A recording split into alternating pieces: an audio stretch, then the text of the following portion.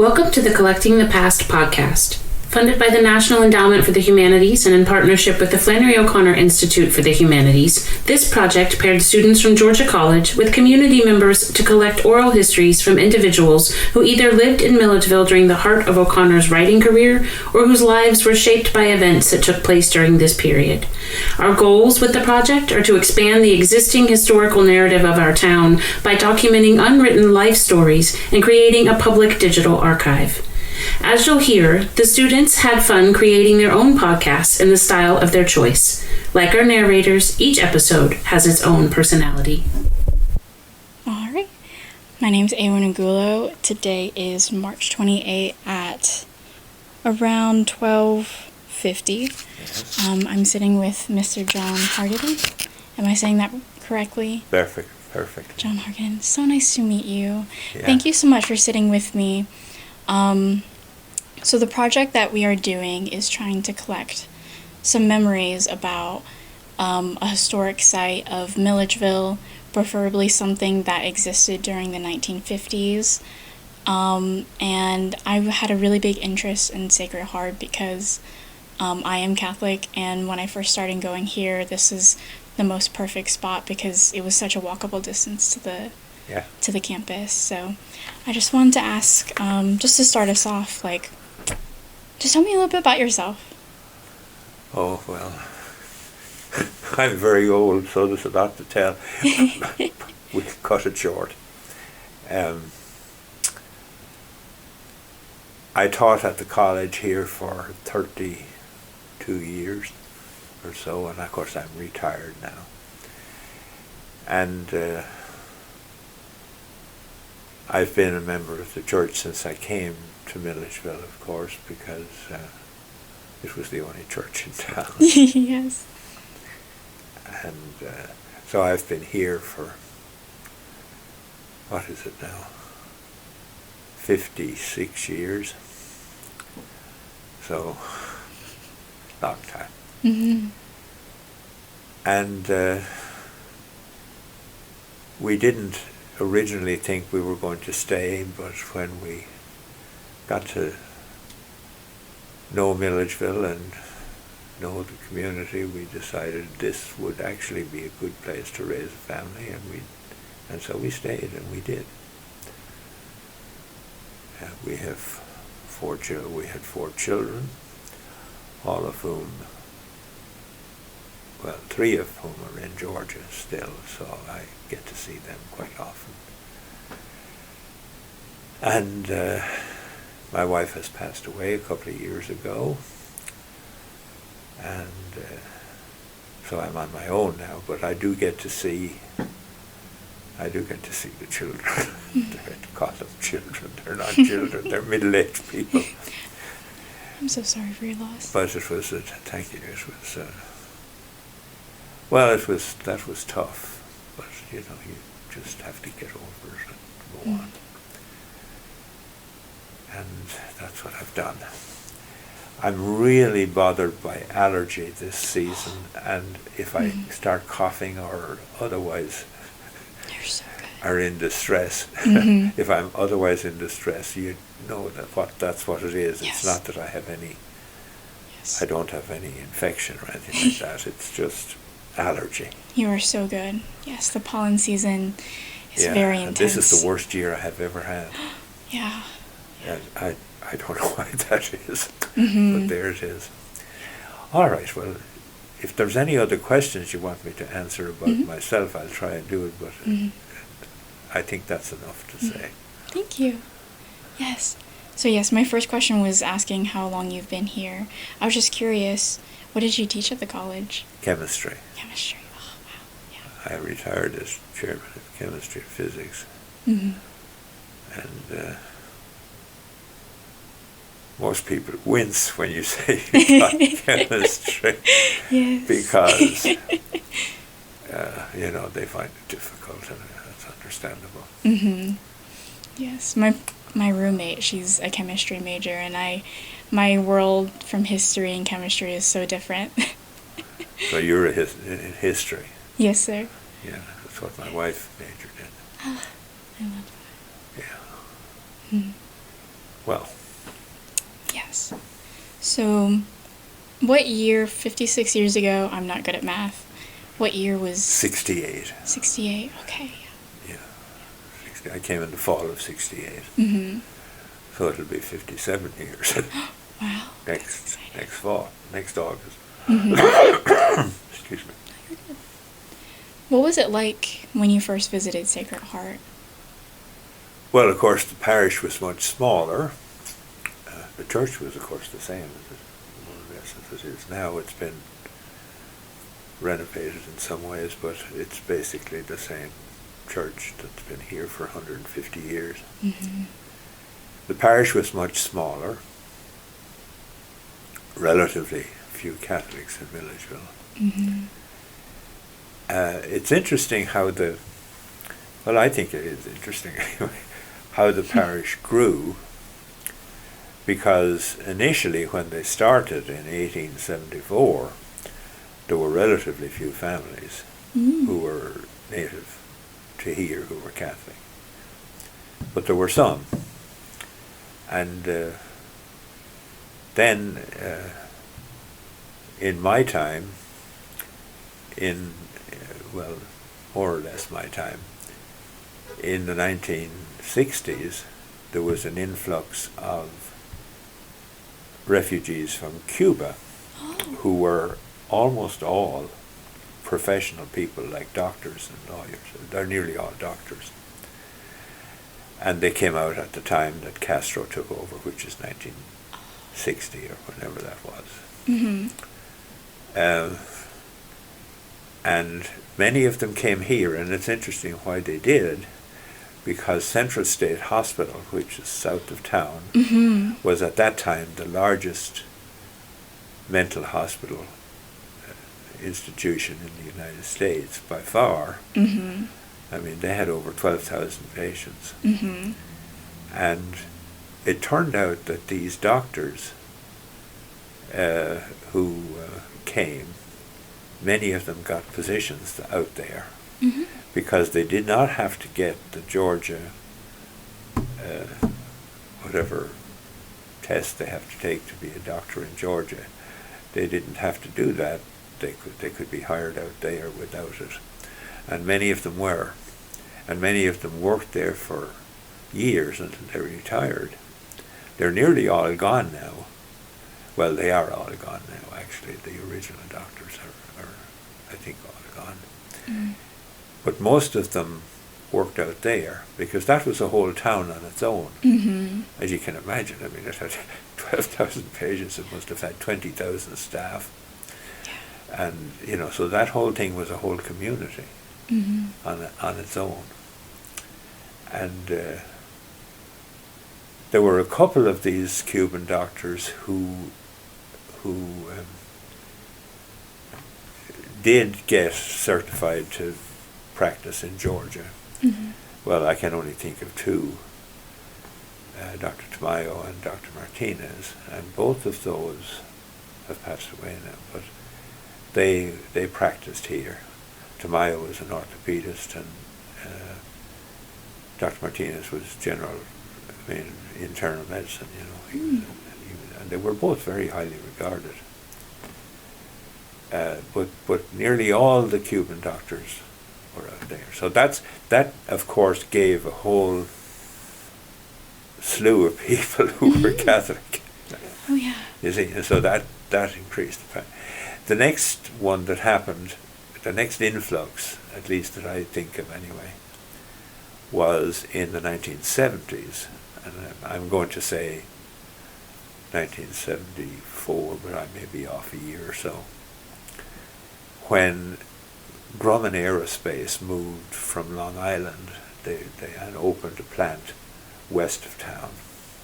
It's not called Grumman anymore. It's changed hands and changed names several times, but it's still doing the same kind of thing that they did, which was to make parts for airplanes.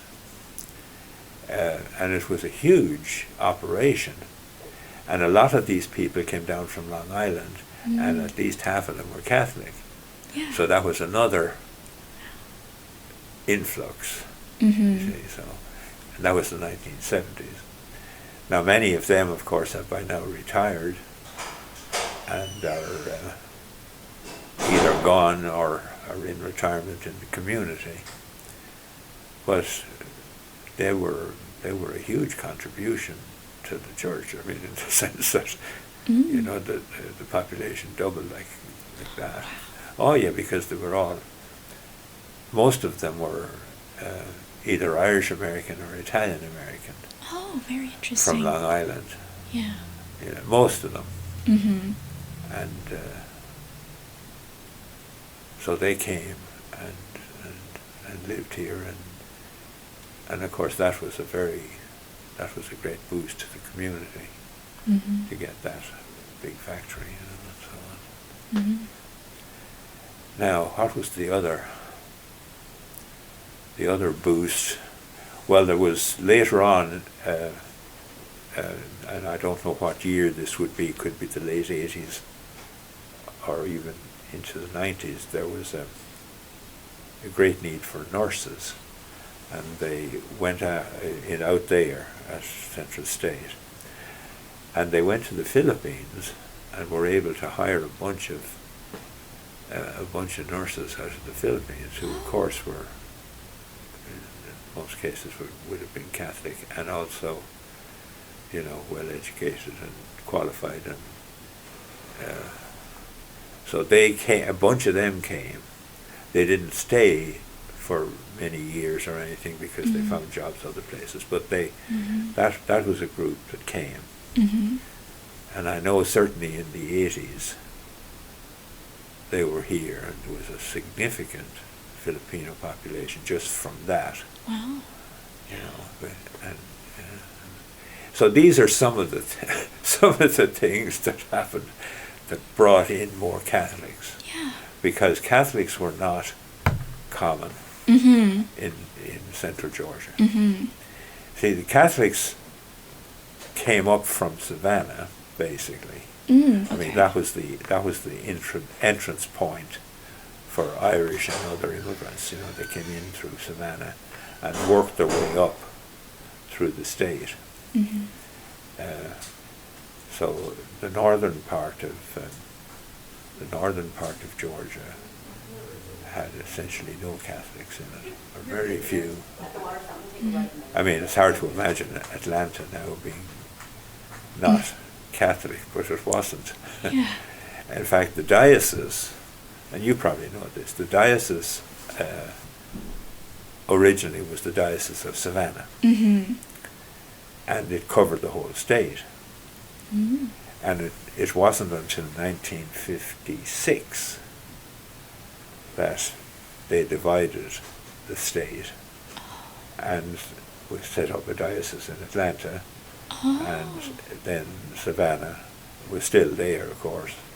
So Savannah is the southern part of Georgia as far as the church diocese is concerned, and then Atlanta is the northern half. Okay. We are the last parish in Atlanta. If you go south and east and west of here, it's Savannah. Interesting. I mean, Macon is Savannah diocese, and Augusta is Savannah diocese. Interesting. But and all the places in South Georgia that you may know about. But Atlanta, of course, grew enormously. As you know, are you actually from Atlanta? No. I'm from southeast Georgia, right at the Atlantic and Florida. Where's that, St. Mary's? Yes, sir. Yeah, okay. I know the state. I've lived here a long time. Yes. And yeah, so you're really down in the corner. There, yeah. I've been there. I mean, I just, yeah. And so you're in the Savannah diocese, of course. Well, that's how that was done. And of course, what happened then, of course, is Atlanta grew like wildfire, and became an archdiocese, and so it's the archdiocese now that covers Savannah and Raleigh, and Charleston, and all the other dioceses around. and it has an archbishop. But that was not the case back even when I came, it had been divided. And of course what happened was the priests who were here, for instance, any priest who was here was essentially captured by the Atlanta diocese. Oh, okay. You see, and so actually the man who was the pastor when they did that division, he was the pastor here, and he stayed here for a number of years afterwards, Father Joe Weyer. He was from Savannah, and he retired and went back there, but that was that was his fate. He got caught into Atlanta. Yeah. Anyway, but you know the fact that Atlanta grew enormously and had a great need of priests, and in those early years, in the 50s and 60s, many of the priests came from Ireland. Because Ireland, at that time, I grew up in Ireland, by the way, I should maybe say that, but you probably know that. Excuse me. But many of the dioceses in Ireland, each diocese, well, not every diocese, but many dioceses had a seminary, and they would have a class of priests every year. Maybe 15 or 18 priests would be ordained every year. And most of them were for export. They went either to the United States or to England or to other places around the world. And they kept a few, of course, for the diocese for replacement purposes. But I was familiar with this, that, our diocese had a class every year of, somewhere between 12 and 20, I guess. It would vary, of course, but that was about, and most of those left and went. That has completely changed now. There are no seminaries in Ireland now except one. The only one that there is in Maynooth, which is the main seminary. It's part of the university system. And they have a class every year, but they don't have priests to spare to send out here. But these priests from Ireland that came out here, they were all over Georgia, and some of them are still around.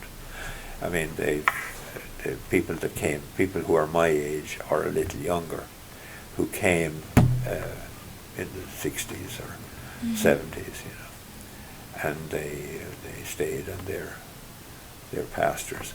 We have not had an Irish pastor here since Father Marin, who's now Monsignor Marin. But he was, he's retired now officially. Hard to imagine, he's nearly my age. But he was the pastor here, and he was from Ireland. But most of the priests that had been pastors here were not from Ireland. And we've actually had one native Georgian. Interesting, yeah.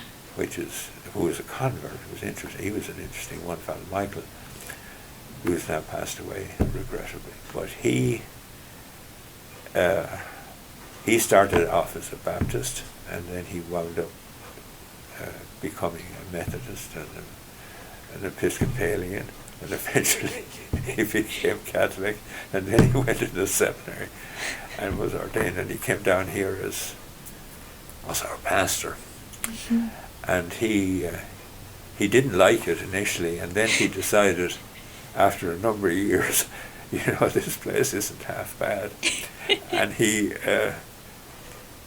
actually couldn't be gotten out of it hardly at the end. He stayed for 15 years. Oh, that's wonderful. But he was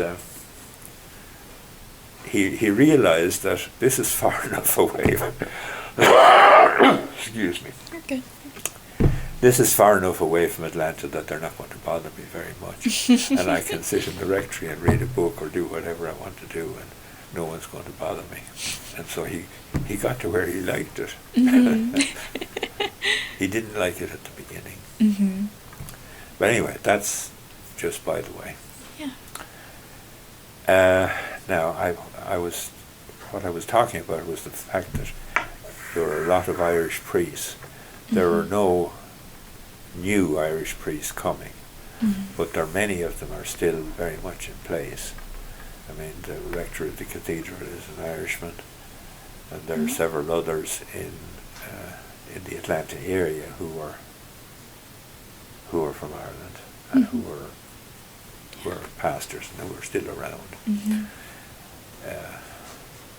But that's just how that history was.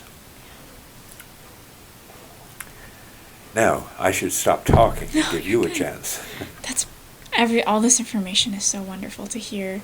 I find it really interesting observing the Catholic Church in Georgia, especially, just because it's so different from a lot of the other denominations, because it's a lot of the influx and a lot of parishioners come from not from the area, and they're from outside. That's exactly when, even though I was born in Southeast Georgia, my mom, she grew up in the Philippines, and she went to a Filipino school, or Filipino Catholic school, and that's why we're now all Catholic. And I find it very fascinating. So thank you.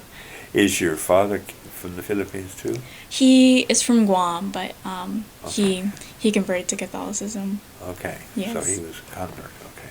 Yes. Well, that's good. Yes. That's good. Well, you're quite right that many of the people who are parishioners are from somewhere else. Well, like me. Although, of course, I've lived here for so long. I always say, "Where are you from?" I said, "I'm from Milledgeville." They say, "No, you're not." But of course, I've lived here so long. This is where I'm from, really. And it's true that most people in the parish are from somewhere else. Many people have retired here because of the lakes, which are north of here. And these people are from all over, like Midwest or wherever, New York, all sorts of places. And they happen to be Catholic, some of them. And of course they come. But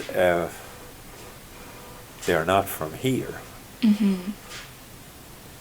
I have known Catholics in this parish who were from here, but there are not many. There really are not many. Mostly they're people who came here for a good reason and who stayed, for whatever reason. And in my case, I stayed. I didn't intend to initially, but I realized that this is going to work just fine. Yeah. And it did. Yes, it did. That's wonderful. Yeah. Yes. So, if you don't mind me asking, what brought you became a professor in Milledgeville, but how did you find out about being chemistry professor in the middle of Georgia? Well, that's a kind of a long story. I'll cut it as short as I can. Initially, when I came to the United States, I had just gotten my PhD in Ireland. So I was, finished, so to speak. And one of the things that in the sciences that you like to do is to get some postdoctoral experience somewhere else. And so I worked on coming to the United States to get some postdoctoral experience, and I was successful in getting a position at Florida State University, which of course you know is in Tallahassee. So I came out to Tallahassee and worked there for about 18 months. And then I had a similar research position at the University of Georgia in Athens for a year. And I was about ready to give that up and try and go home to Ireland and get a good job, which didn't work out. But I had a call one day from someone that, of course, I didn't know. And he said, "I believe you're looking for a job." And I was, because I had sent out resumes, all over the place. I was trying to get a teaching position, because I wasn't sure I would get something in Ireland, and so I sent out resumes here to see if I could find something. So he says, I believe you're looking for a job.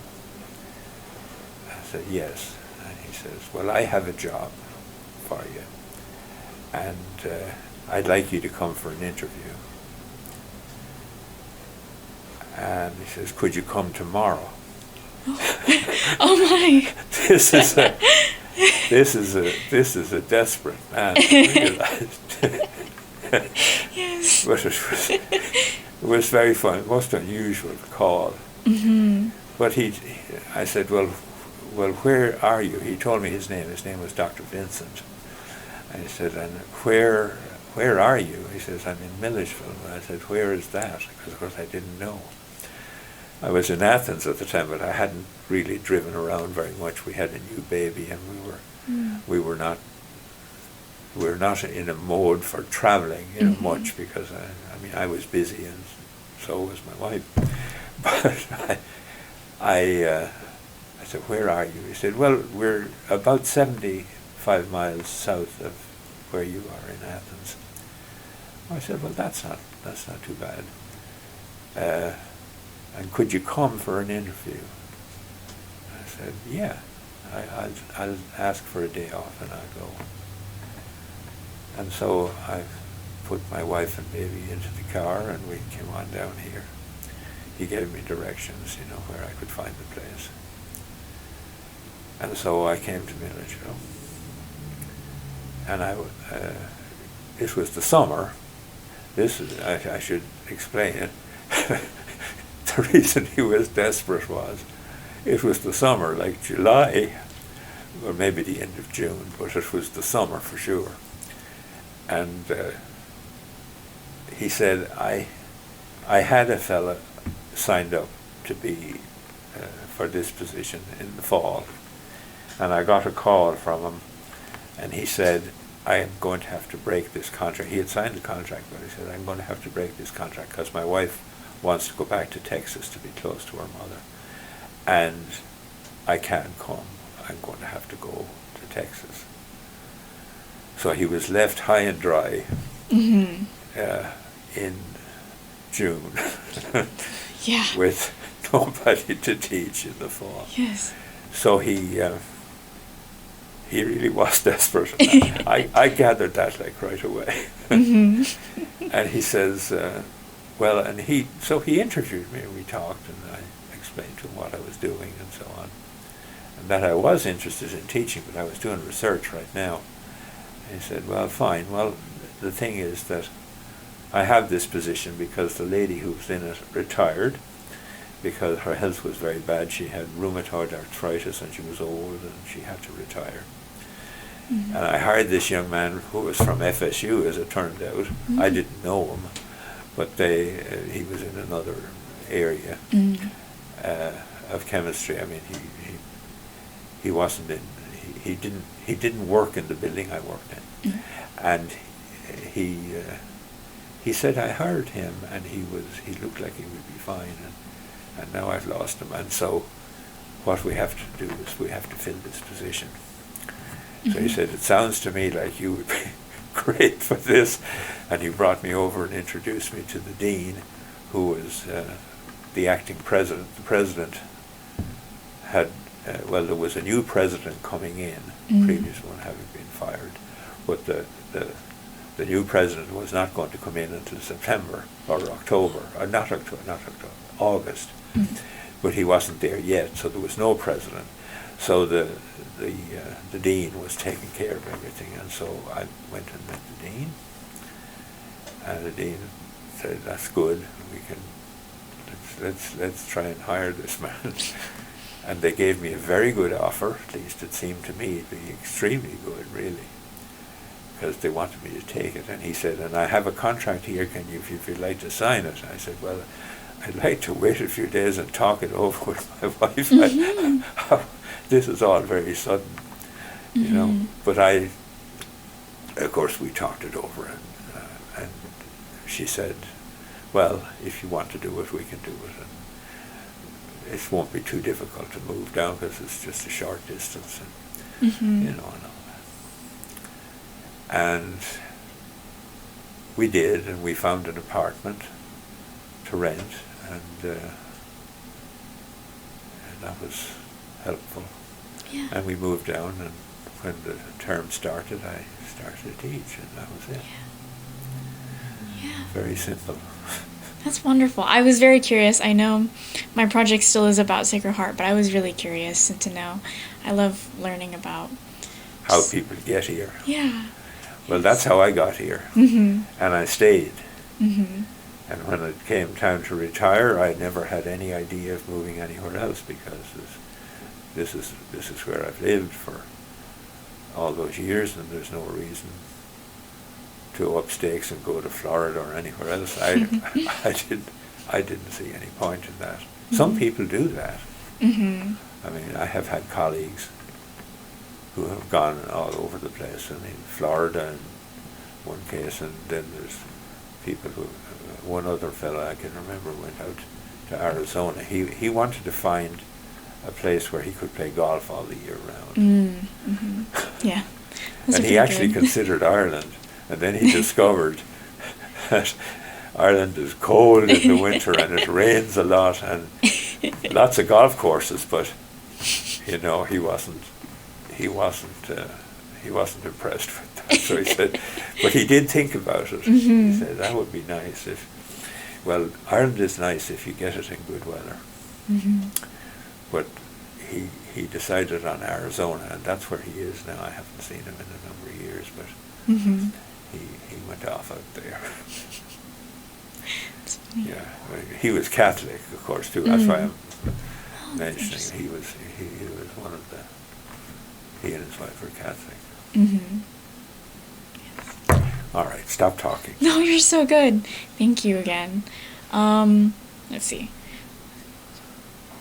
So we touched on a little bit when you talked about the 60s and 70s and 80s, but like, how is it like, I guess, how is the Catholic community like in Georgia? The mixture of Milledgeville community with a Catholic community, and also the college communities, both in GMC and Georgia College. Well, of course, it varies a lot. I mean, there are some Catholic faculty, both at Georgia College and at GMC, and again, they're from somewhere else, you know, Mm-hmm. in every case. Mm-hmm. But that's, you know, that's been a good relationship as far as I know. When I first came here, there was a young pastor who is still living, actually, Father Ed Daniker, who was from Pennsylvania, but this was his first pastorate, and he was very interested in trying to get the college kids involved, you know, and of course he was on his own and he was trying his best. But he used to have a get-together for them on a Sunday evening, and he would get pizza and stuff like that. I mean, he was a good guy. Mm-hmm. But there was no good organized campus Catholics like there is now, you know. Mm-hmm. I mean, the focus group has come in and they work with the Catholic students who are interested, and I'm sure they do good work, and the church is interested in trying to support them, and they have a mass on Sunday evening and they feed them afterwards, you know. Mm-hmm. That was where Father Daniker was correct about that. He says, if you feed them, they come. Yes, it is very much an appeal. He was very good. I liked him very much. He was only here, unfortunately, for 4 years. Mm. But I liked him a lot. He Mm-hmm. was, and I've kept up with him. He's retired now. Mm. But he served in various other pastorates in Atlanta. I mean, where he was actually most of the time was Dahlonega, which is in the mountains. Mm-hmm. But I actually went by and visited him up there. He was a nice man. But he was Pennsylvania, Mm-hmm. you know, so. Mm-hmm. The priests were usually either from somewhere up north in the United States, Mm-hmm. or they were from Ireland Mm-hmm. in those early days. Mm-hmm. Nowadays, they tend to be from South America Mm-hmm. or Mexico Mm-hmm. or Central America, the ones that come in. Yeah. There's an awful lot of Hispanic priests. Mm-hmm. And where is the other? Oh yes, there are some Africans. Mm-hmm. Yes. Yeah. It's interesting about the Africans, and I'm just going to mention this because I said there is no seminaries in Ireland anymore, and there's great shortage of priests, and they have a number of African priests who have come to Ireland Mm-hmm. to minister. And that's kind of interesting that the whole, over a 50, 60 year period, the whole cycle, used to be Irish priests went to Africa as missionaries. Now there is the fruit of their labours is coming back to Ireland, Mm-hmm. which is incredible. Yes. I mean, in my brother's parish, one of my brothers, his parish in the suburbs of Dublin it's actually two parishes that have been put together because of the shortage of priests. There is a Dublin priest, Irish priest, who is the pastor, and there are 3 assistants who are African from different parts of Africa. I was astonished. That is really Cool. And so chances are if you go to Mass there now, it's an African priest. Wow. That's what's happened to the church. Of course, what has happened to the church in Ireland is very unfortunate because it used to be one of the strongest Catholic countries in the world. Mm-hmm. Not anymore. Mm-hmm. The thing that killed it altogether was the sexual abuse stuff. Mm-hmm. That's what really killed it. Mm-hmm. And also the modernization. People became more secular and less inclined to be Catholic, so to speak. Mm-hmm. Mm-hmm. And so they've the contrast between when I first came out here and would go back on vacation, you would have a hard time finding a seat in church on Sunday. If you didn't get there early, you wouldn't even get a seat. Not a problem now. Mm-hmm. Plenty of room. Mm-hmm. Interesting, yeah. Which is terrible, but Mm-hmm. that is how it is. Mm-hmm. That's how it is. Okay, stop talking. Oh, thank you. On a similar subject, I'm interested, I know it's already in the 60s, but how was sort of the integration of African Americans and immigrants as well, people of color into the Catholic Church? Into the Catholic Church. Well, what is the fact is that there are some black parishioners in this church, relatively few. I mean, there were a few families, who were active. I mean, and they were really active. I mean, they taught Sunday school, they did all sorts of stuff. But it's just a few. Mm-hmm. One family in particular was Otis Murphy and his wife, and their children. They were active. Mary Thomas is another one. All of these have died now, but they were active, very Mm-hmm. much so. And that was not a problem. In fact, they were an asset. Mm-hmm. Very much an asset. Mm-hmm. Otis Murphy and his wife both taught in the public school system. And one of their children was a very good friend of one of mine. And of course we got to know him very well. And he was the best saxophone player in Milledgeville. Oh. Well, to tell you how good he was, he wound up going to University of Georgia and Oh my goodness. and then eventually he went up to Bloomington, Indiana, and he is now the professor of saxophone. That's amazing, yeah. But he was so good. Mm-hmm. You just couldn't believe how good he was. Mm-hmm. And he worked so hard. He had he had a work ethic as well as being talented, because he was talented. But he worked at it, and he was so nice. He was really good friends with my third child, and who was also a saxophone player. Yeah. It was kind of funny.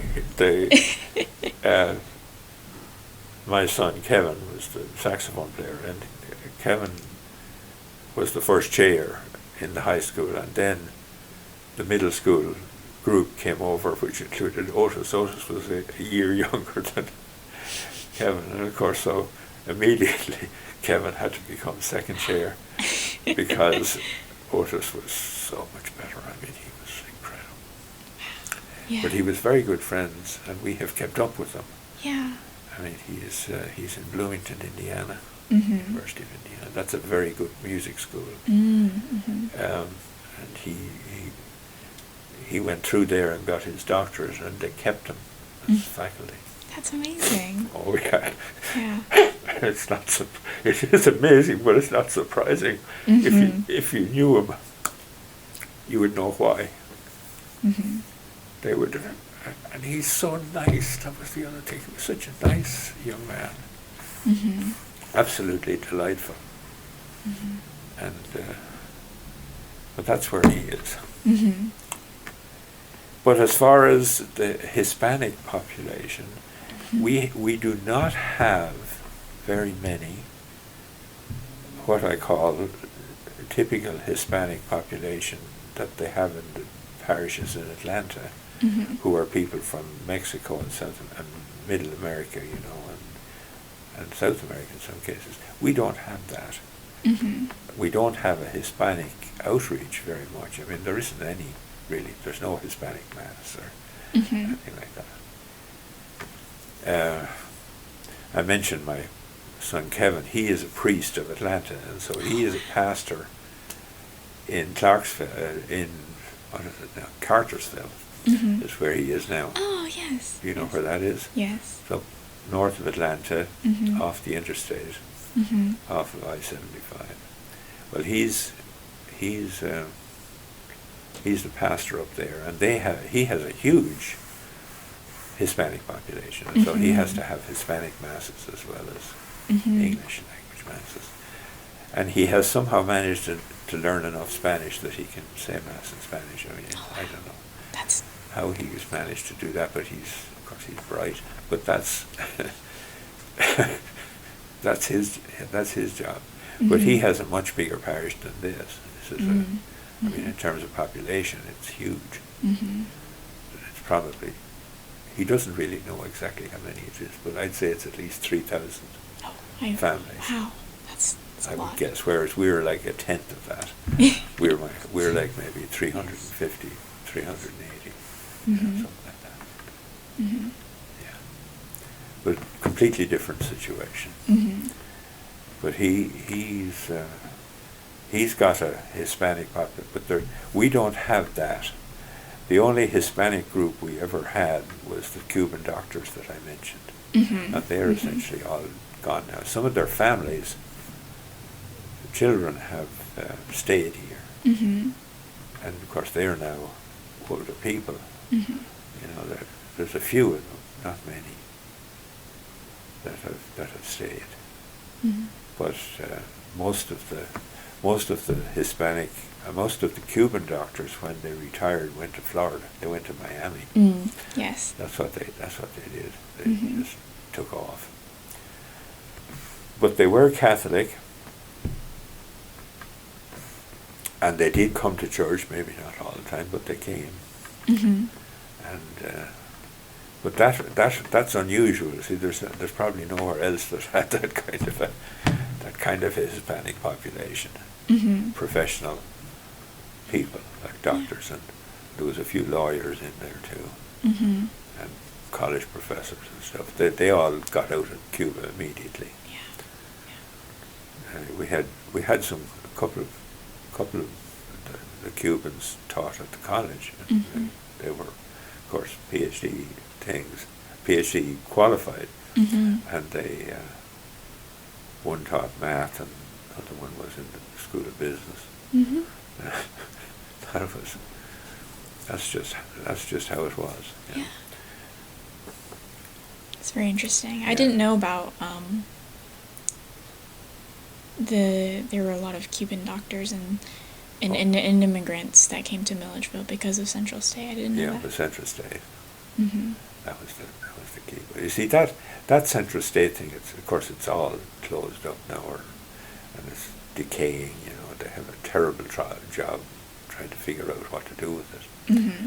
But it was, in the day, an unbelievably large operation. Mm-hmm. I mean, they had the largest kitchen in the United States. Oh my goodness. To feed up those people. Oh, I didn't know that. Well, you can imagine, Yeah. 12,000 inmates, and then 20,000 at least. If you counted them all, there was probably 20,000 staff. Mm-hmm. It was a terrible loss to that community, of course, when they closed it, because all those people lost their jobs. There was no more. So that was a tremendous hit when they decided to close it. But the whole attitude about mental illness treatment was that they shouldn't be institutionalized. You should try and get them out into smaller group homes or something, get them out into the community, and not have them all warehoused, because they were warehoused out there, really. Mm-hmm. These were warehouses. Mm-hmm. Yeah. Mm-hmm. And I thought it was very sad, of course, but that's what they did. Mm-hmm. In those days, when that was set up in the 19th century, that was what they did. If anyone had anything, went crazy or anything like that, you sent them to Milledgeville. Mm-hmm. Milledgeville became synonymous with being crazy. Mm-hmm. Mm-hmm. Yeah. If you went to Milledgeville, you were. That's what it was, and of course I thought that was a terrible slander on the place, considering that we had two colleges. Yes. And lots of well-educated people. Yes. And the former capital of Georgia. Capital of Georgia, yeah. Is interesting. And you know that it was the capital of Georgia, and you probably know where all the other capitals were before that. I think I do. Okay, well, tell me what you think. Oh no, I think we had an anagram. It was Savannah. Yeah. And then there was an L, Louisville, Augusta, and then Milledgeville, and then Atlanta. That's right. Yes. You got it. Yay. I think it was Augusta before Louisville. Okay. I'm not sure. Mm-hmm. I mean, it would make sense that it was, because Louisville is between here and Augusta. Oh, okay. Mm-hmm. It's not a very big place, and you might never heard of it except for the fact that it was the capital. Mm-hmm. But it's that was the capital, and then it became this became the capital. Mm-hmm. And then after the Civil War, they set up in Atlanta. Mm-hmm. Mm-hmm. And we became a kind of a backwater or a historical footnote. Mm-hmm. Anyway, that's the way. Yeah. Well, I have one more question. Okay. And I don't want to take up too much more of your time, but Oh, it's okay. how has the church changed since you have first arrived, both kind of in culture, but also in the physical, literal building? Would you say, has it changed? Well, the thing that has changed as far as the physical building is this building. This was built by Father Marin, now Monsignor Marin, who was only here. He may only have been here for 5 years, but he made a lot of improvements and changes. And he was a great character. He is a great character. In fact, I always tell him that he was the guy that got this parish on its feet. Yeah. Because the pastor before him was a disaster. and he chased an awful lot of people off. They just quit coming. Mm-hmm. They went and became Episcopalians. I mean, it was ridiculous, but that's what they did. Mm-hmm. But he was here for 10 years, and he just about ran it into the ground. And I got along very well with him, and he trusted me to do a lot of things, and I did a lot of things in those days, but he was bad news as far as trying to get anything done. He was desperate, actually. Mm-hmm. He alienated a lot of people. Mm-hmm. And part of his problem was that he was military. He was retired. This is not to say anything bad against the military, and especially against him, because he was in World War II, and he was in the invasion of Normandy, Mm-hmm. and he was a lieutenant. I mean, this is before, of course, he went to the seminary. Mm-hmm. And apparently he was a fine soldier and very brave, and he survived all that. Mm-hmm. And he came home and became, I believe, a shoe salesman. Mm. In those days, shoe salesmen used to go around the stores, peddling their stuff, It was different than today. That doesn't happen today. And he was from Massachusetts, Irish parents.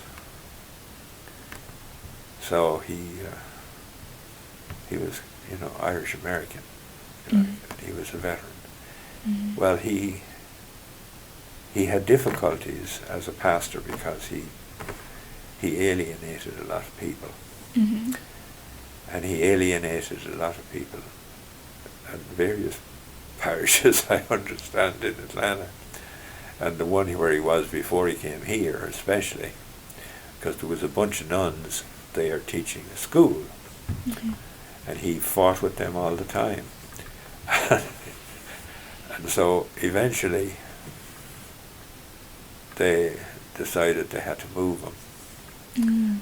And of course he was older at this time, because of course he was a late vocation in the sense, he had been in the war, and then he had gone to the seminary, so he was not young.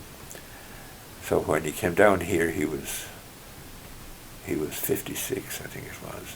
Mm-hmm. So he was not young, Mm-hmm. and it wasn't his first pastorate. Mm-hmm. Usually every priest that comes here, it's his first pastorate. Oh, yeah. This is because this is the place where they start them out.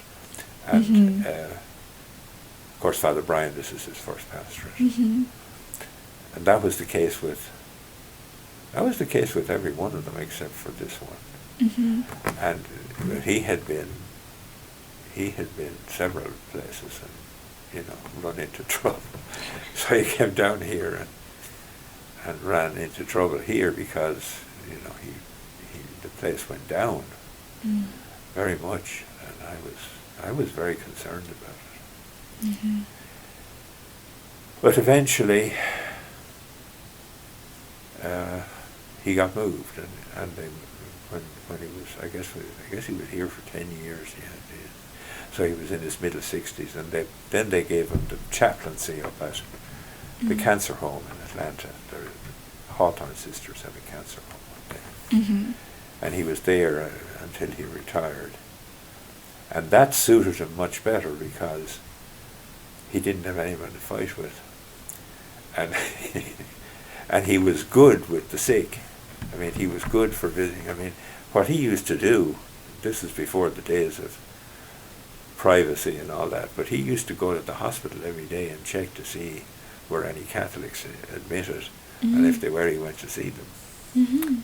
Well, in that respect, he was super. Of course, you can't do that now. You can't even ask if they're Catholic, Mm-hmm. Mm-hmm. But he went out there and made it his business to find out if there were any Catholics, and he would go and talk to them. Interesting. That was his. No, he was. I want to say something positive. That's something very positive about him, because he was, and he worked very hard. Mm-hmm. not well directed. I mean, what he worked hard at was not good.